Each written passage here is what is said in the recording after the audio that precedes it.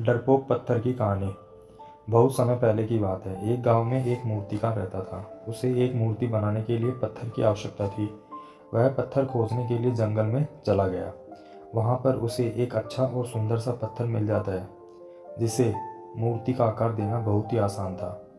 वह इस पत्थर को देखकर खुश हो जाता है और उस पत्थर को उठाकर अपने साथ अपने घर ले जाने लगता है।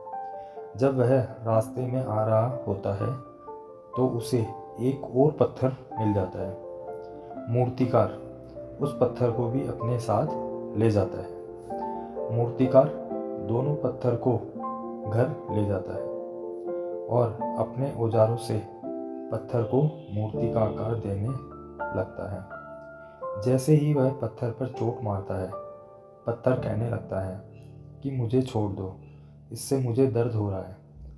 तुम किसी और पत्थर की मूर्ति बना लो। अगर तुम मेरे ऊपर ज़्यादा चोट मारोगे तो मैं टूटकर बिखर जाऊंगा। पत्थर की यह बात सुनकर मूर्तिकार को उस पर दया आ जाती है और वह उस पत्थर को छोड़ देता है और दूसरे पत्थर की मूर्ति बनाने लग जाता है। यह पत्थर कुछ नहीं बोला और कुछ ही समय में मूर्तिकार इस पत्थर को एक भगवान की मूर्ति में बदल देता है। भगवान की मूर्ति बनने के बाद गांव वाले उस मूर्ति को लेने के लिए आते हैं। जब गांव वाले उस मूर्ति को ले जाने लगते हैं तो वह सोचते हैं कि मूर्ति के पास नारियल तोड़ने के लिए एक पत्थर की आवश्यकता और पड़ेगी। इसके लिए वह दूसरे पत्थर को भी अपने साथ ले जाते हैं।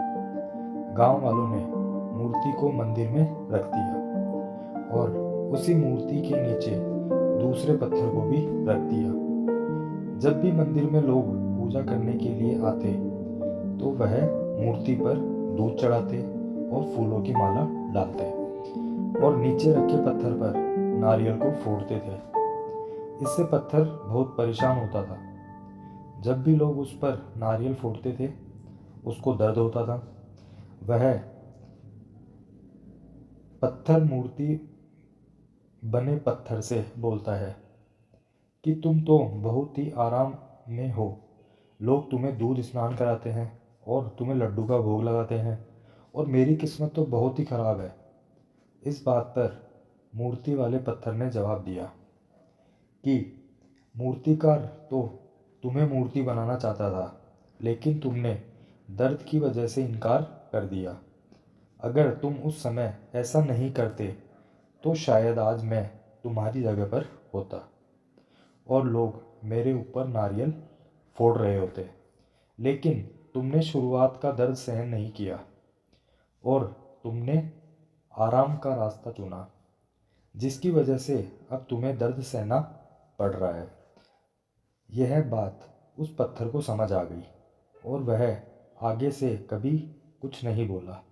जब भी लोग उस पर नारियल को फोड़ते वह सभी दुख सहकर हंसता था। जब लोग मूर्ति को लड्डू का भोग लगाते थे तो उस पत्थर पर भी लड्डू का भोग लगाते थे।